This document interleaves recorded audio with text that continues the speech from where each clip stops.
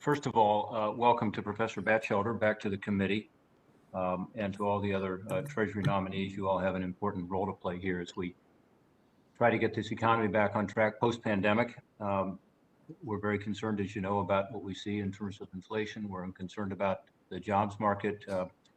We have 8.1 million jobs open right now, which is the most in the history of our country. And a lot of employers in all of the states we represent are telling us they just can't get workers.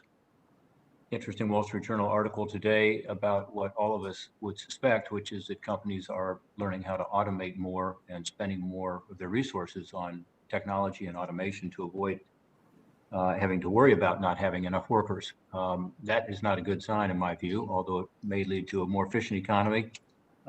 It may lead to also a lot of these jobs not being available in the future, and that concerns me a lot, and one reason we need to get back to work.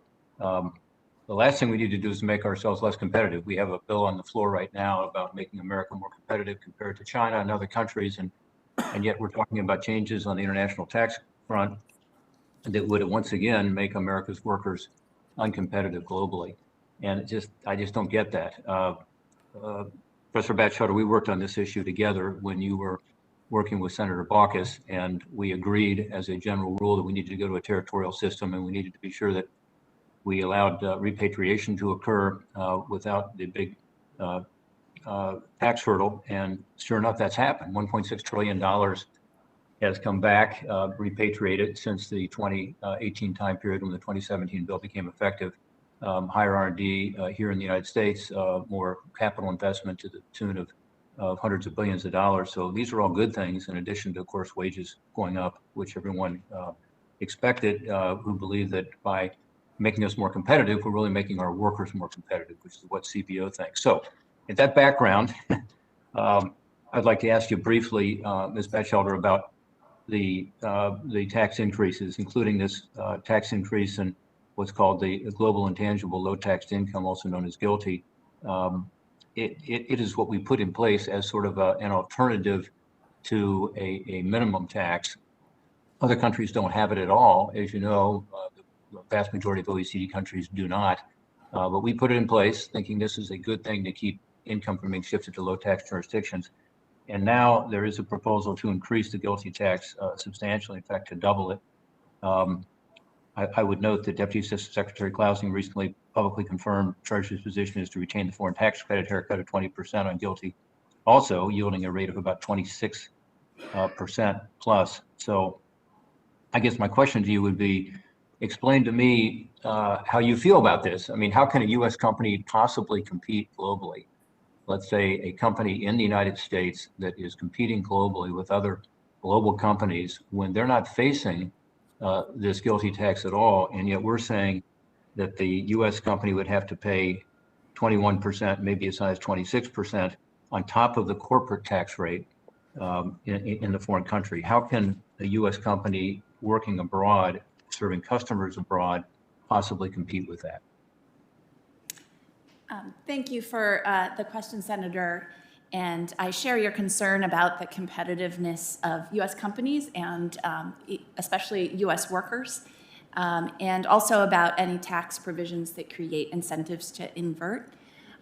Personally, I have a slightly different perspective on the likely effects of the president's proposals.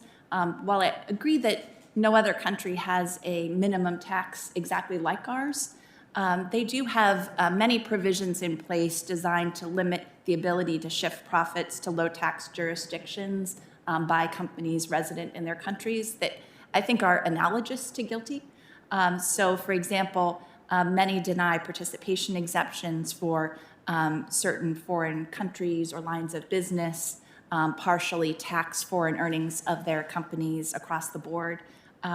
Many also include CFC rules that are akin to our Subpart F provision, but unlike our Subpart F provision, are not limited to passive income, apply to active income also.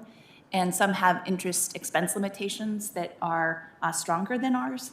So for these reasons, I support the president's proposals, and but I will also say I am always eager to hear perspectives about how we can make sure that proposals in this space improve the competitiveness of American workers and make sure that we do not have incentives to invert. Okay, well, we have a fundamental disagreement on that, I'm afraid. And I think what you're saying today is a little different than what you used to say with Max Baucus. I don't think there's anything comparable to the 26% plus rate in any of the OECD countries, certainly. And I look forward to a further conversation to you about that because I feel very strongly that this is going to hurt the very workers we finally have made competitive and finally got their wages going up. And so we look forward to that conversation. I hope you'll be open to the points of view, not so much of me and other members of this committee, but the people who are in the trenches making these decisions every day. I'm concerned about the some of the academics at Treasury and at the White House who have this theoretical view, but it's not consistent with the reality of people trying to sell stuff overseas using American. My colleague's time has expired.